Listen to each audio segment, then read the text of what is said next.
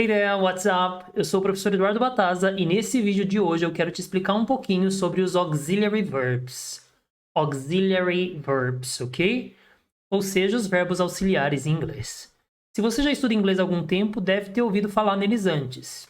E se é a primeira vez que você escuta esse termo, nesse vídeo você vai entender como funcionam e aprender a utilizar os auxiliary verbs, ok? Antes da gente começar com as explicações, eu queria pedir para você deixar aquela curtida no final do vídeo, caso seja útil para você, né? Compartilhar com algum amigo e não deixar de se inscrever no canal. Clicar no sininho aqui para receber novas notificações, ok? E se tiver qualquer dúvida, deixar um comentário ali que eu com certeza vou te ajudar, alright? Então vamos lá, auxiliary verbs, o que são eles? Primeiramente, eu queria que você desse uma olhada nessa frase aqui, ó. You speak English? O que automaticamente vem na sua cabeça? Vem na sua mente nesse momento? Automaticamente a gente pensa no do, não pensa? Do you speak English? Right? Do you speak English? Pois é, do é um auxiliary verb. É um dos verbos auxiliares, ok? Mas por que afinal eles se chamam auxiliary verbs? Eles recebem esse nome porque eles têm a função de auxiliar o verbo na conjugação.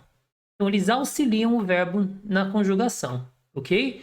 Se eu tiro o do nesse caso, vai ficar como você falar inglês. A gente não conjuga essa sentença. Então, por isso, a gente vai utilizar o do nesse caso. E o do vai ser o verbo auxiliar. Então, o verbo auxiliar de presente, ok?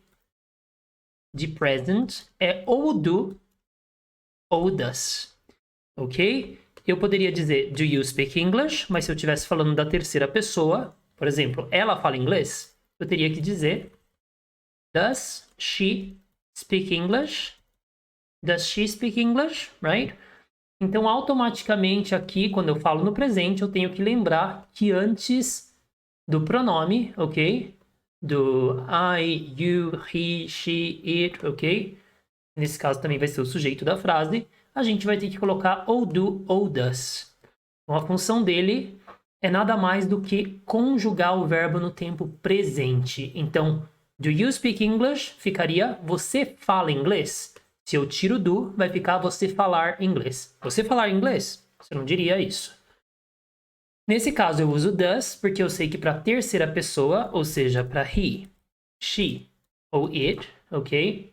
A terceira pessoa no singular, eu tenho que utilizar o does no inglês, ok? Does she speak English? Ela fala inglês. Se eu tiro does, vai ficar she speak English? Ela falar inglês. Por isso, é importante eu lembrar de colocar o does nesse caso, ok? Então, os auxiliary verbs, eles podem, né? A gente pode utilizar um auxiliary verb tanto no present, que seria o caso de do ou does, quanto no past. E se a gente falar no past, ok? A gente vai colocar, ao invés de do e does, o did, right? Did. Então, a mesma pergunta eu posso falar. Na mesma pergunta eu só mudo did e estou conjugando em outro tempo. Quero colocar they agora. Did they speak English? Did they speak English? Ou seja, eles ou elas falaram inglês? Ou eles ou elas falavam inglês? Right? Então, nesse caso, reparem que eu só estou colocando did para começar a frase, né, antes do pronome aqui, do sujeito nesse caso, e a frase já está conjugada. Eu também, então, um outro auxiliary verb seria o did, ok? Eu também poderia utilizar, fazer a mesma pergunta no futuro. For example, will they... Vamos colocar um he agora. Will he speak English? Will he speak English? Ele falará inglês? Então, repare que aqui eu estou em outro tempo verbal já, entrei no futuro agora, e a única coisa que eu tive que fazer é colocar o will. Então, will é o auxiliary verb de futuro, ok? Will he speak English? Ele falará inglês? Então, um outro verbo auxiliar que a gente tem é o will. E, finalmente, um último auxiliary verb que a gente vai ter, ok? É o would. Então, aqui ficaria would I speak English? Would I speak English? Eu falaria inglês, ok? Então aqui a gente tem mais um auxiliary verb, o would. E a gente vai usar o would para sentenças no conditional, ou seja, no condicional. O famoso iria. Comeria, faria, estudaria, beberia, ok? Would I speak English? Eu falaria inglês. Will I speak English? Eu falarei inglês. Did I speak English? Eu falei inglês. Do I speak English? Eu falo inglês. Então reparem que eu estou utilizando os auxiliary verbs na frente dos pronomes aqui, né, os sujeitos nas frases, para conjugar essas frases. Então reparem como eles são importantes. Sem os auxiliary verbs, a gente não vai fazer a conjugação dessas frases em inglês. Então por isso eles são tão importantes em inglês.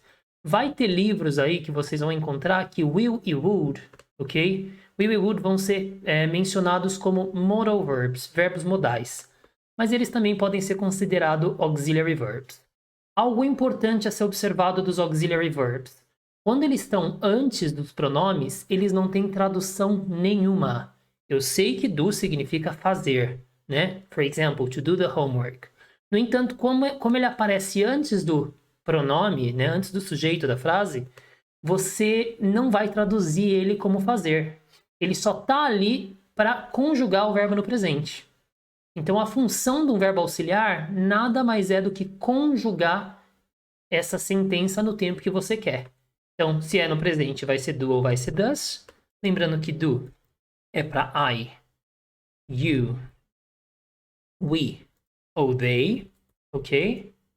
Does é para he, she, it. Aqui algo muito importante a ser observado. Nunca posso escrever I minúsculo, ok? O I, que se refere a pronome, eu, né? Sempre é escrito maiúsculo em inglês, ok? Então, do para I, you, we, they, né? Does para he, she, it. Did para qualquer pronome, I, you, ok? He, she, it, ok? We, they, né? Will para todos os pronomes também e would para todos os pronomes. É só no presente realmente que tem essa diferença aí de do e does. Então, de novo, o que eu tenho que prestar atenção é na mensagem que eu quero transmitir. Quero falar, por exemplo, assim, eu preciso estudar. Do I need to study? Do I need to study? Então, reparem que aqui, antes do I, eu estou colocando do para conjugar essa frase. Diferente do português, que a gente só muda a entonação, por exemplo, eu preciso estudar, afirmei. Eu preciso estudar, mudei minha entonação e estou fazendo uma pergunta, né?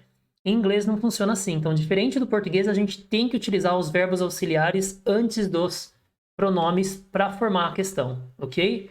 Então, did I need to study? Do I need to study? Eu preciso estudar? Vamos dar um outro exemplo aqui, ó. Does she drive well? Does she drive well? Ou seja, ela dirige bem, ok? Reparem que aqui o do, a única função dele é conjugar o verbo precisar. Se eu tiro ele, vai ficar eu precisar estudar. Não é o que você quer dizer, você quer conjugar. Então, do I need to study? Eu preciso estudar, ok? Se eu tiro does, vai ficar ela dirigir bem. Não, eu quero dizer ela dirige bem. Does she drive well? Ok? Então, reparem que a função deles é auxiliar o verbo na conjugação. Por isso que são chamados de verbos auxiliares, auxiliary verbs. Vamos ver o ano passado. Quero perguntar assim, ó. Eles viajaram ano passado? Did they travel last year? Did they travel last year? Right? Então, reparem que aqui eu estou colocando did antes do pronome, ok? Sujeito na frase, nesse caso.